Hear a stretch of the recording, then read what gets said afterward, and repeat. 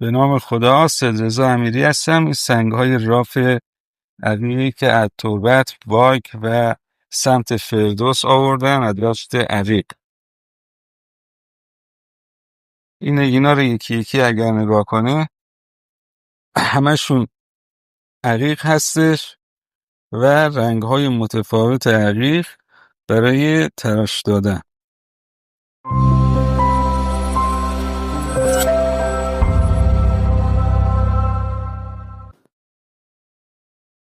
اینا رو از نزدیکتر میارم ببینیم. عقیق خرمایی هم میگن، نه عقیق جز هستش. تراش که میخوره اینجا رو نگاه کنن، این خط دو پوست، عقیق دو پوست.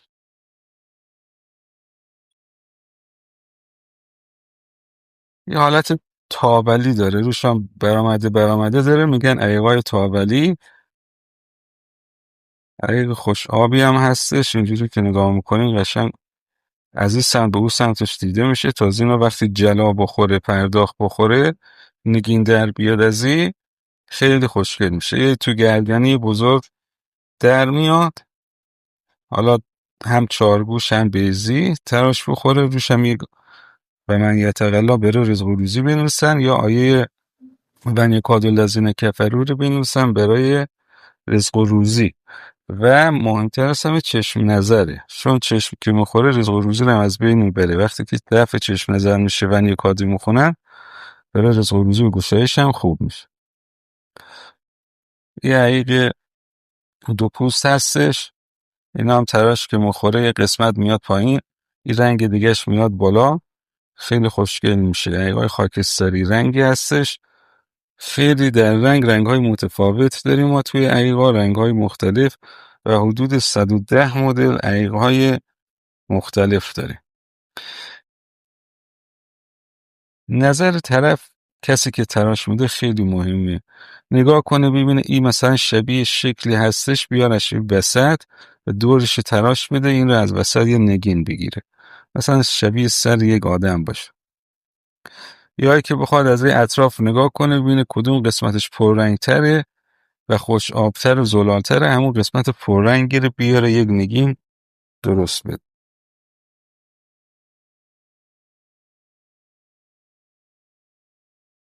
یه مثلا خانواده عقیقی که الان نشون دادمه، عقیقای خاکستری مایل به مشکی.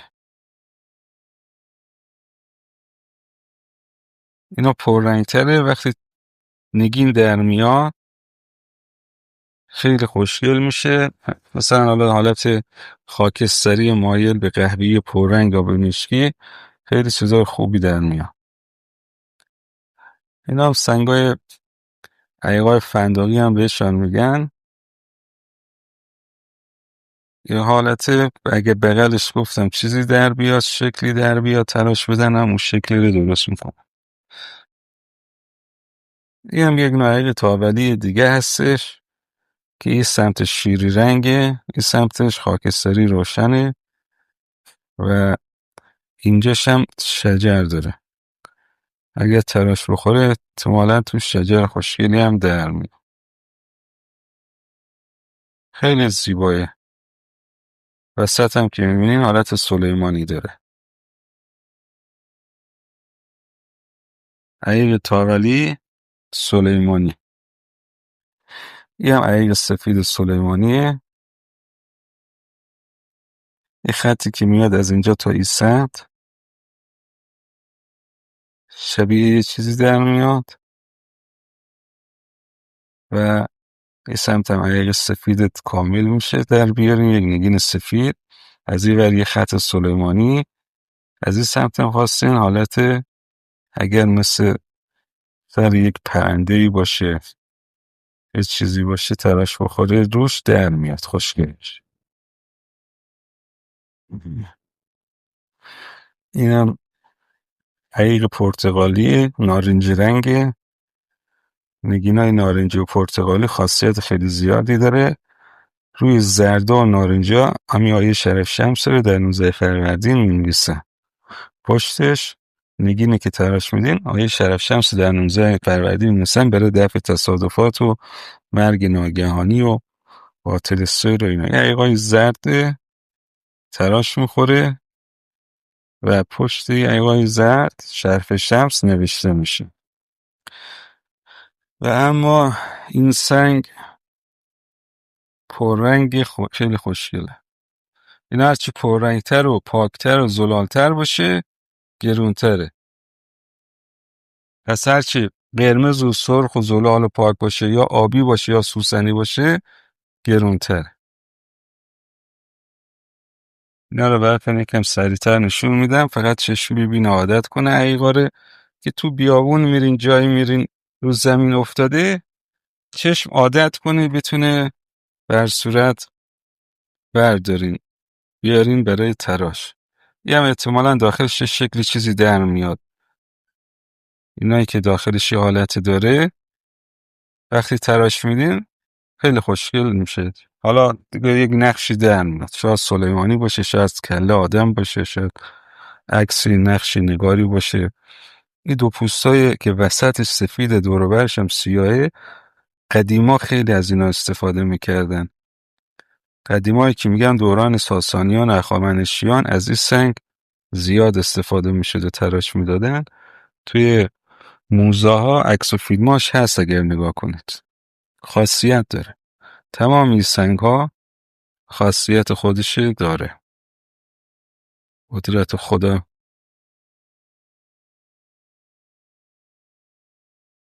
وقتی که شکسته شده از اینجا مشخصه که این سنگ خوبه. وقتی شکسته نشده روشه به این حالت. پس سنگ اگه یه گوشه شکسته باشه بهتر دیده میشه. یه حالت ایرم نگاه کنین خیلی زیباه. این داخلش میبینین خالیه. احتمال زیاد این سمتی که الان عقیق شده اینجا بالا عقیق شده این پایین یه فسیلی بوده، حالت سنگواره پیش آمده. سنگواره و فسیل.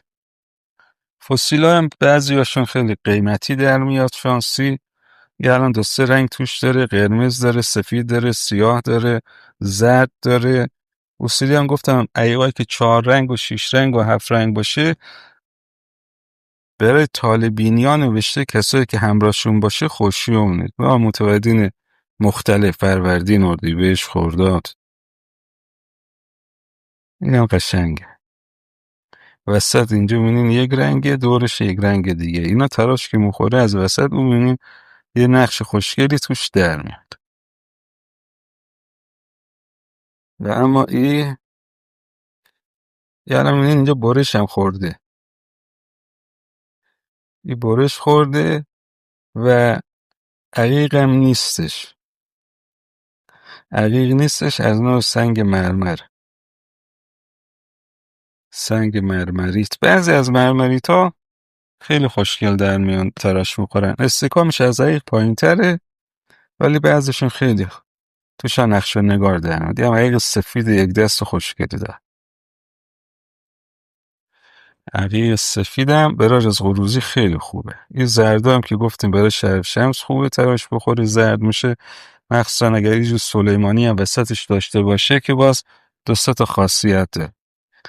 عقیقای زردی که اینجا جمع کنم چند تا از زردهایی که هست با هم ببینیم که اینا تراش میخوره نگین در میاد، روش هم شرف شمس، پشت نگین شرف شمس کنده میشه و برای مشتریان عزیزی که دوست دارن انتخاب.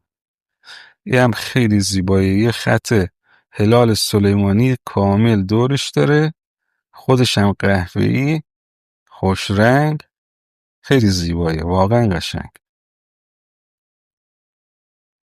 میتونین این سنگا رو نظرتون هم گرفت بگین آقا امیر همون سنگ بی زحمت برای من تراش بدین ببینم چی در میاد. من اون سنگ رو برای شما تراش میدم. اول نشون میدم مثلا این سنگ این شکلیه، همین سنگای دیگه همه این سنگا رو شما میگه آقا امیر مثلا سنگا رو دیدم یکی به دل من نشست، مثلا از این سنگ خوشم اومد، بی زحمت همون رو برای من یک نگین تراش بدین. حالا یکی این رنگی دوست داره یا یکی سفیدتر دوست داره، یکی کم رنگ، یکی پر رنگ. هر کدوم از اینا که اینجا من یکی یکی نشون میدم شما میتونه انتخاب کنید. بگین مثلا اون سیاهه، اون سفیده، اون سلیمانیه، اون زرده، هر کدومی که دوست داشتین بگین که همونو بی زحمت برای من تراش بدین، فیلمم براتون میگیرم. این اول نشون میدم، دورش بارش میدم، پرداخت میکنم، در حین جلا پرداخت میگم اینو برای آقای فلان یا خانم فلان به من گفتن که اینو براش نگین تراش میدم و براتون تراش میدم، پست میکنم هر جای ایران که هستین میفرستم. اینا هم حالت باباقوری در میاد، نگاه بالاش مثل چشم در میاد، پایینشی. در صورت هر کدوم از این نگینا زیبایی خودشه داره. او سنگ مرمریت که گفتم نصف کرده بودن، این تیکه دیگه‌ش هم اینجایه. 2 تا تیکه بود اینجا که گذاشتم سنگاره، یکی این بود، یه اون قسمت دیگه‌ش. گفتم مرمریت، بعضی از مرمریت ها خوب در میاد دیگه حالت. 2 تا گوشواره همین در میاد، 2 تا گوشواره اشکی یا 2 تا نگین هم بخوان، 2 تا نگین بیزی خوشگل میشه. حال خیر فی ما بقیه، میگه هرچه خودم خواست نه آن میشود، هرچه خدا خواست همان میشود. و چند تا رنگای مختلف دیگر هم در کنار هم که بذاریم ببینین بهتر مشخص میشه. من از دستی دوربین نزدیک آوردم که شما قشنگ حالت سنگ ها رو ببینید، چشم عادت کنه سنگ های عقیق رو بشناسه، ببینه مثلا روی اینا هنوز جلا که نخورده به یه جور زمخت هستش، مثل حالا سنگ پا، مثل هر چیزی خیلی زمخته مشخص نمیشه، ولی وقتی خیسش که میکنین نور که رد میشه متوجه میشین که اینا عقیقای خوبی هست و به درد تراش و جلا خوردن میخوره. اینا چند رنگ دیگه از نزدیک، سفید و سیاه و خاکستری و خرمایی رنگ، و اینم یه عقیق زرد خوشگل در میاد ازش، خیلی خوب و زیبا. بریم سر وقت چند تا دیگه از این سنگای متفاوت، رنگهای مختلف.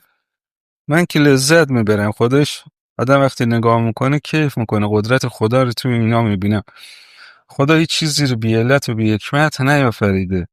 همین سنگایی که شستیمشون ما الان و توی دست گرفتم انرژی منفی منو میگیره، استرسا انرژی های منفی رو میگیره در خودش. باز دوباره سنگا رو وقتی که جلا میدین، تراش میدین، پرداخت میکنین، خیس میکنین، میشورین، دوباره انرژی منفی شسته میشه، انرژی مثبت میگیره، شارژ میشه. هر دفعه تو آب جاری که بذارین یا زیر شیر آب که سنگ رو بگیرین، انرژی منفیش دوباره گرفته میشه، شارژ میشه، دارای انرژی مثبت میشه و این باعث میتونه مدیتیشن کنین و توی دست بگیرین، رو چاکراها بذارین، رو پیشونی و رو گلو و رو قلب و چاکراهای ریشه‌ای و مختلف.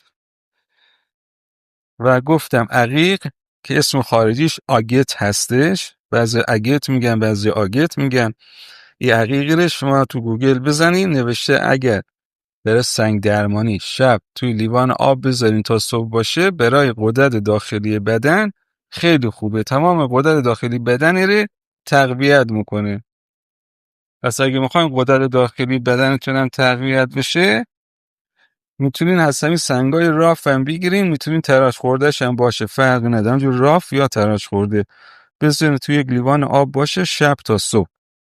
شب تا صبح باشه، بعد اون صبح اون لیوان آبی که میخورین انرژی های کیهانی رو شب تا صبح میگیره آب، از طریق این سنگ در درون آب جمع میشه، سنگ رو میذارین کنار، آب رو میخورین، 10 روزی کارو بکنین، بعد میبینین سردردتون، میگرنتون، چشم دردین، کلیه دردین، غدد داخلی بدنتون مشکلی داره، الحمدلله ظرف 10 روز خوب میشه، شک نکنه. عقیق سوسنی وسط، زرد بالای، سمت راست هم چه عقیق مشکی یا اونیکسه، یا عقیق 2 رنگ و 3 رنگ و مختلفه. یکی توی اینا کوارتز در آمد، دور شبیه الماسه ولی کوارتزه. تو کل عقیقایی که ما اینجا نشون دادیم همه یکی کوارتز در آمد، بقیه همه عقیقای خوشگل و خوشرنگ و اینا. یک چند تا سنگ دیگه هم هستش اینجا بهتون اینا رو نشون بدم. این سلیمانی راه میبینین، اینم که سفیده، این هم عقیق جز و عقیق سیاه، خیلی زیبا و خوشگل.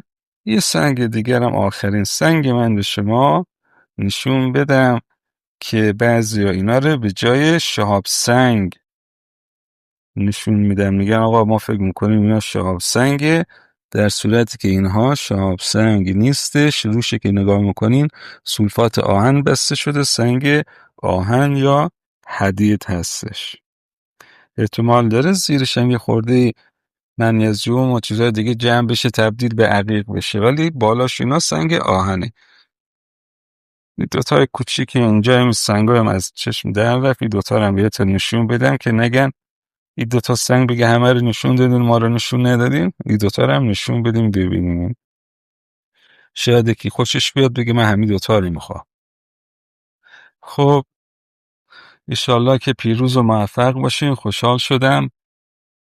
انشالله که سال خوب پربار پربرکتی باشه. انشالله همیشه با آرزوی خوبتون برسین و خواهش دارم که زنگوله رو بزنین، لایک کنین و فیلمو برای دوست و رفیقاتونم بفرستین و خودتونم اینا رو که نگاه میکنین یاد میگیرین، دستگاه تراش رو انشالله بگیرین که تراش دادن سنگا رو دقیقاً یاد بگیرین.